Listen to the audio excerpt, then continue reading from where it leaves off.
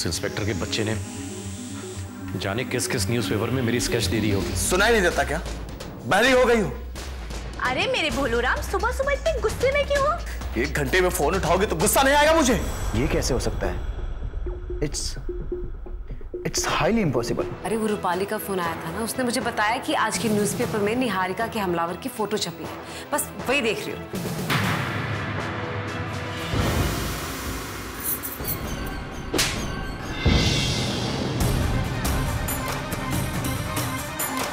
जो पिछले दिनों मेरी तबीयत खराब हुई है, जो मुझे चक्कर आए हैं, वो सब कुछ तुम्हारे तांत्रिक बाबा और उसकी बबूदी की वजह से हुआ।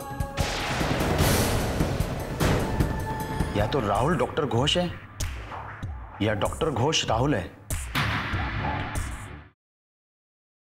अगर राहुल की मौत हो चुकी है तो फिर ये शख्स कौन है? और अगर राहुल जिंदा है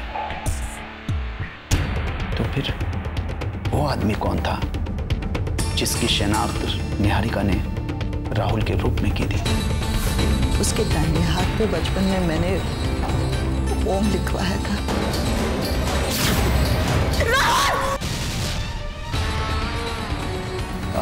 hello inspector Ashwin. Hello, I am doctor Ghosh.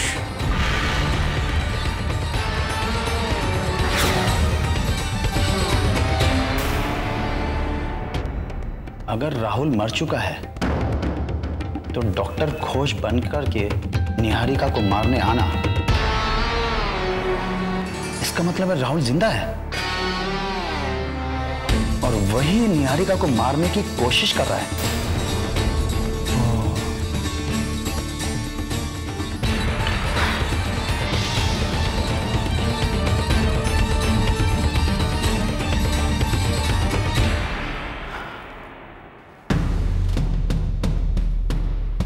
इस रहस्य को सुलझाने के लिए 7 साल पहले घटी घटना की तफ्तीश करनी पड़ेगी। रही बात राहुल की, मुझे ये इंसान को शरीफ नहीं लग रहा है।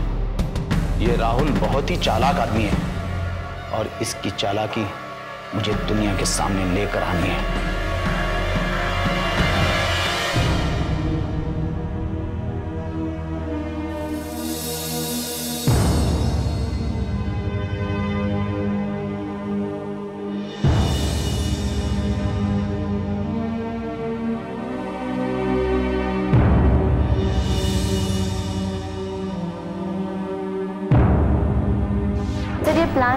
अरे मुझे बहुत जोर से प्यास लगी है। I need some water. जी मैडम। पानी का ग्लास सामने पड़ा है, उठाकर पी लेती।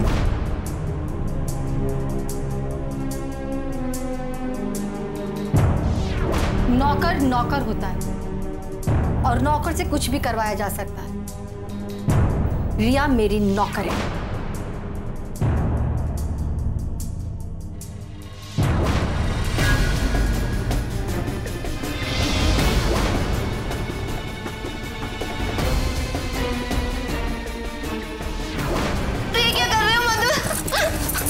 इन्हें मत निकालो, इन्हें छोड़ दो।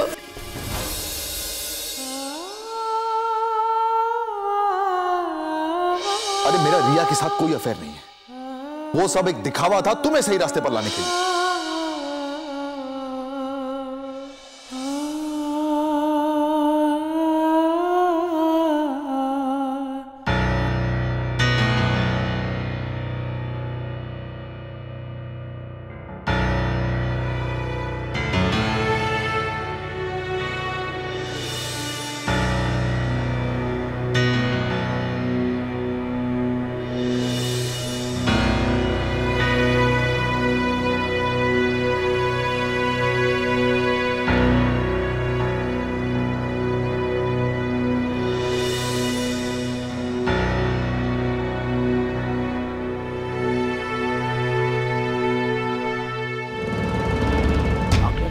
निहारिका को मारने की कोशिश क्यों की?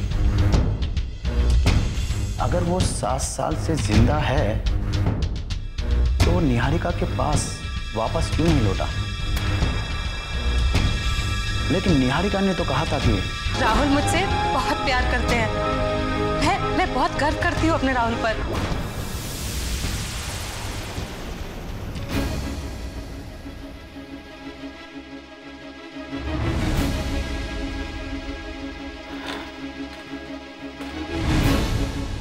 अगर राहुल और निहारिका के रिश्ते अच्छे थे तो राहुल ने ऐसा कदम क्यों उठाया?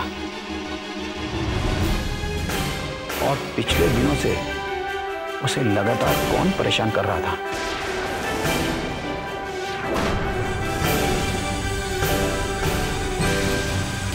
निहारिका, निहारिका, क्या हुआ?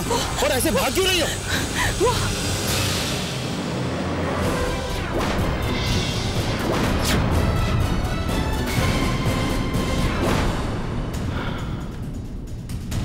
क्या वो शख्स राहुल था? मेरी समझ में ये नहीं आ रहा है राहुल निहारिका का पति होकर भी क्यों उसे परेशान कर रहा है। सर राहुल के बारे में एक जानकारी मिली है। क्या जानकारी मिली है बताओ। सर राहुल बीआर बैंक में काम करता था। बीआर बैंक में? जी सर, बैंक में काम करने वाले कर्मचारियों ने बताया कि शादी के बाद राहुल थोड़ा चिड़चिड़ा हो गया था। सर राहुल बैंक के काम से मंसूरी जा रहा था और जिस बस में जा रहा था उस बस का एक्सीडेंट हो गया और उस एक्सीडेंट के बाद से राहुल का कोई अता पता नहीं।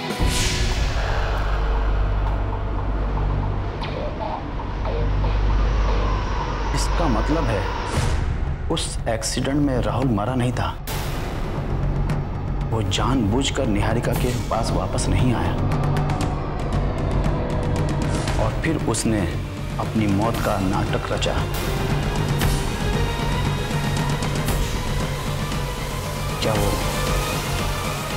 क्या वो निहारिका से पीछे छुड़ाना चाहता था? ये गुत्थी बहुत ही पेचीदा है भाई, इसे सुलझानी पड़ेगी। लेकिन सर ये गुत्थी सुलझेगी कैसे? एक ही शख्स है इस गुत्थी को सुलझाने के लिए। वो कौन? खुद राहुल। इसलिए राहुल का गिरफ्तार होना बहुत जरूरी है।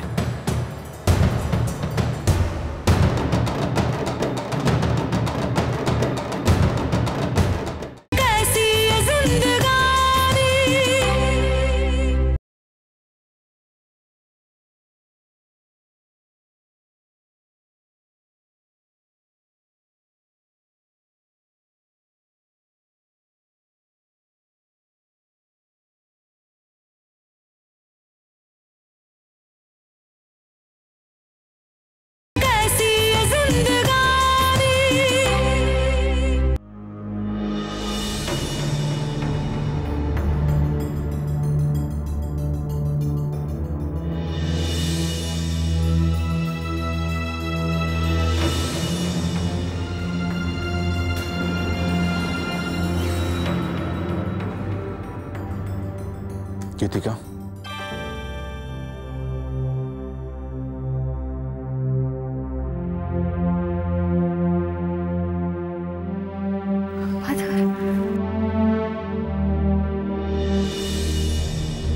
मैं तुम्हें सिर्फ ये बताने आया हूं कि अब मैं तुम्हारा साथ नहीं निभा सकता। तुमने बर्दाश्त की सारी हदें पार कर दी। हम दोनों के बीच की खाई इतनी गहरी हो गई है कि अब उसे भरना नामुमकिन हो गया। मैं तुमसे अलग होना चाहता हूं।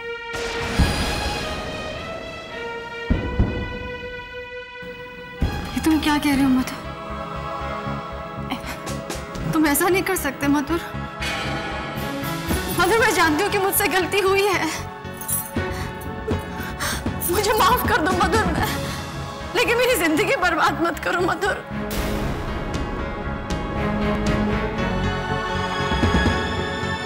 मुझे आखिरी मौका दे दो मधुर। मैं अपनी सारी गलतियों का प्रायश्चित कर लूंगी, लेकिन मधुर प्लीज मेरी जिंदगी बर्बाद मत करो। मधुर मैं सारी जिंदगी तुम्हारी पत्नी बनकर रहना चाहती हूँ। बस इतना सा अधिकार दे दो कि जिस घर में मेरी डोली आई थी उसी घर से मेरी अर्थी उठे। मुझे माफ कर दो मधुर, मैं तुम्हारे पाँव पड़ती हूँ मधुर, मुझे छोड़ के मत जाओ मधुर, मैं अपनी सारी गलती निभा लूंगी मधुर, प्लीज मधुर।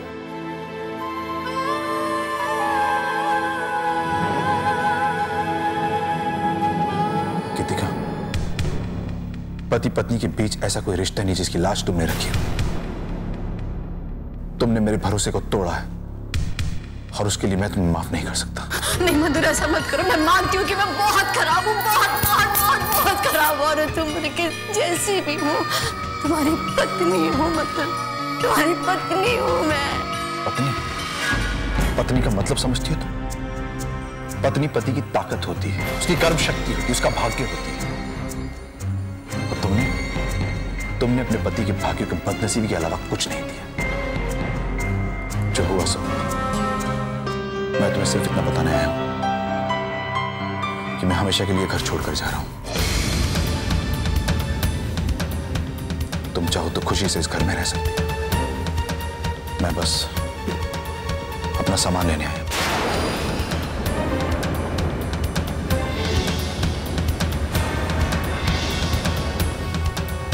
ये डिवोर्स के पेपर्स हैं, इन पर साइन कर दे। नहीं मधुर, मधुर तुम मुझे छोड़कर नहीं जा सकते। मधुर मुझे माफ कर दो, लेकिन तुम मुझे छोड़कर नहीं जा सकते। मधुर!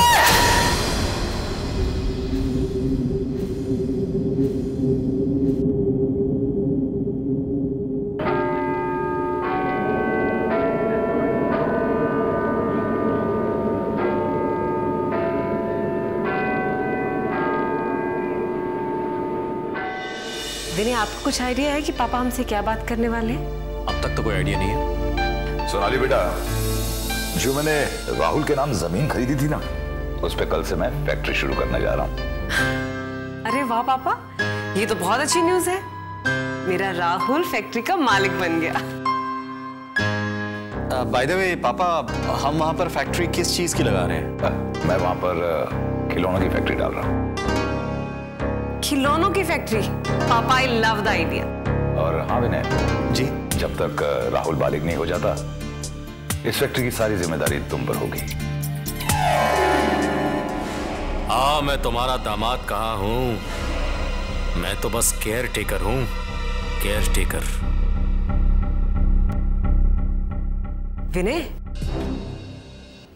पापा तुमसे कुछ कह रहे हैं, तुम सुन रहे हो ना? हाँ हाँ सुना। अब वहां का जिम्मेदारी मैं नहीं संभालूंगा तो और कौन संभालेगा?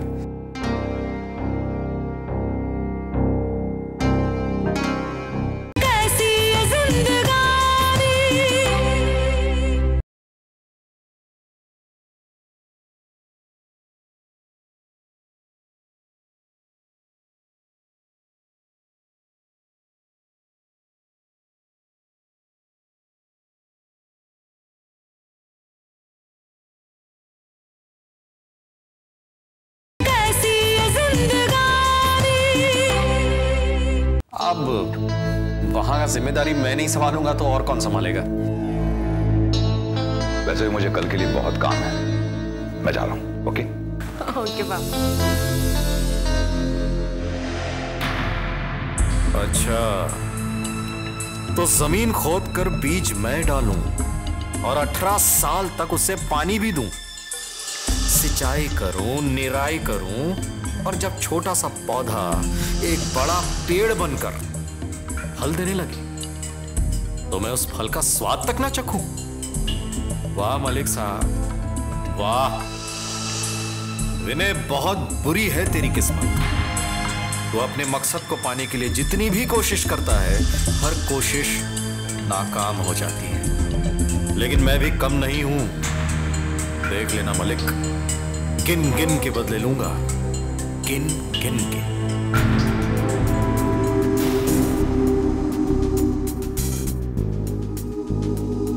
विनय, तुम क्या सोच रहे हो? पापा के बारे में। देखो ना, मुझे तो ऐसा लगता है जैसे पापा मेरे लिए भगवान से भी बढ़कर है। लेकिन विनय, पापा को भी तो आप जैसा दामाद कहाँ मिलता? आप बहुत अच्छे। अरे सुलक्षणा, आज रवि मिला था। रवि? हाँ, अपना रवि। अरे राजेश का बचपन का एक ही तो दोस्त है। बहुत ही लायक बच्चा है। आज उसे देखकर दिल खुश हो गया। हमने भी राजेश को पढ़ाने की कोशिश की, लेकिन वो पढ़ नहीं सकी। लेकिन आज रवि शिक्षा प्राप्त करके कहां से कहां पहुंच गया। और कुछ लोग हैं जो शिक्षा की अहमियत को समझते ही नहीं। मैं तो कहूंगा कि दुनिया में शिक्षा से बड़ी कोई चीज नहीं है। आज देखो ना, रवि ने शिक्षा प्राप्त करके आज एक अच्छी कंपनी में मैनेजर के पद पर है। गाड़ी, कार, सब कुछ उसे कंपनी ने दिया। कार से जा रहा था, उसने राह चलते मुझे देखा और कार रोक ली और जोर से चिल्लाने लगा, अंकल अंकल। पता है, मेरे पास आया गाड़ी से निकलकर, मेरे पैर छूकर उसने आशीर्वाद लिया। सच कह रहा हूं, आज उसे देखकर मन प्रसन्न हो गया। आपको कोई गलतफहमी तो नहीं हुई? क्या बात कर रही हो तुम? मुझे गलतफहमी? क्यों? आपने ठीक से देखा था ना, वो रवि ही था ना? सुलक्षणा, तुम भी क्या बात कर रही हो? अरे जिस बच्चे को गोद में खिलाया उसे पहचानू नहीं? अरे दौड़ता हुआ मेरे पास आया था। लेकिन उसका तो एक्सीडेंट हो गया है ना? रवि का एक्सीडेंट? अरे किसने बताया तुम्हें? वो राजेश कह रहा था कि रवि का एक्सीडेंट हो गया। सुलक्षणा, क्या राजेश ने रवि के एक्सीडेंट का बहाना बताकर तुमसे पैसे लिए? मैं तुमसे पूछ रहा हूं, क्या उसने तुमसे पैसे लिए? सुलक्षणा, मेरी बात का जवाब दो। कितने पैसे दिए तुमने उसे? हाँ, 5,000 रुपए लिए। कमाल करती हो सुलक्षणा, तुम कमाल करती हो। अरे तुम्हें अपने बेटी की आदत पता है, फिर भी तुमने उसे पैसे नहीं दिए। कहाँ है राजेश? मैं पूछता हूँ, कहाँ है राजेश? भगवान के लिए उसे मत कुछ कहिए। मैं अभी जाकर उससे पूछता हूँ।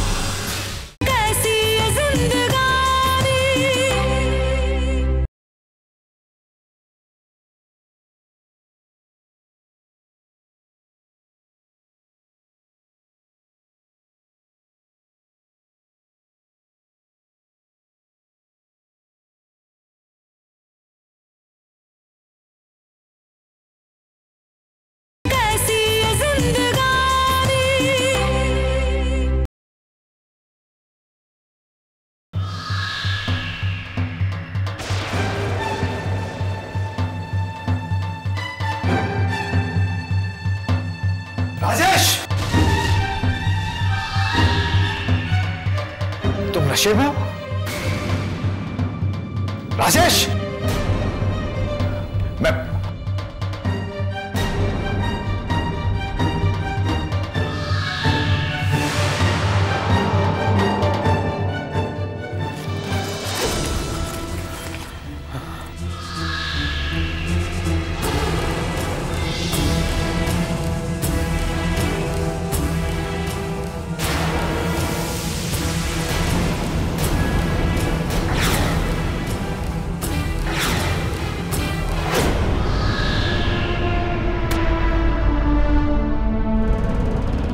राजेश, तुम्हें कब से पड़ी इस नशे की लत?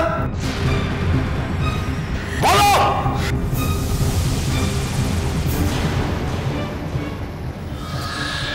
नशा और मैं बिल्कुल नहीं पापा।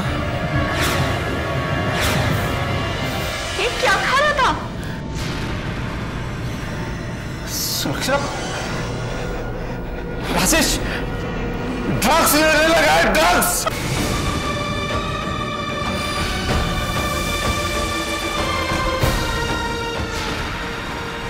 सुरक्षा, इस पुड़िया में ड्रग्स है, ड्रग्स। क्या राजेश ड्रग्स लेने लगा है? हाँ सुरक्षा, राजेश ड्रग्स लेने लगा है।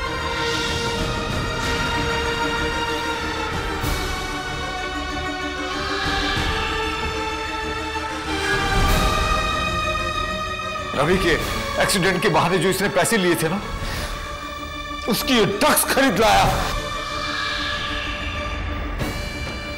रवि का कोई एक्सीडेंट नहीं हुआ।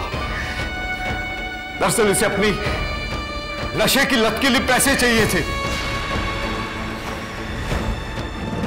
नशा करने के लिए इसने अपनी माँ से झूठ बोला। पता नहीं हमें हमारे किस कर्मों की सजा मिलती है।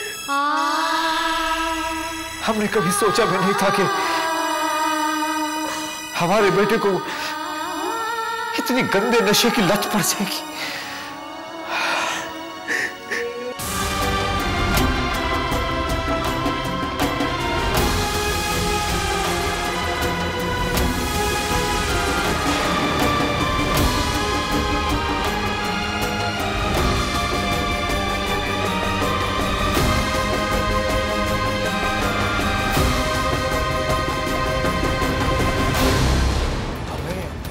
सजा देकर पूछ रहा है कि क्या हुआ?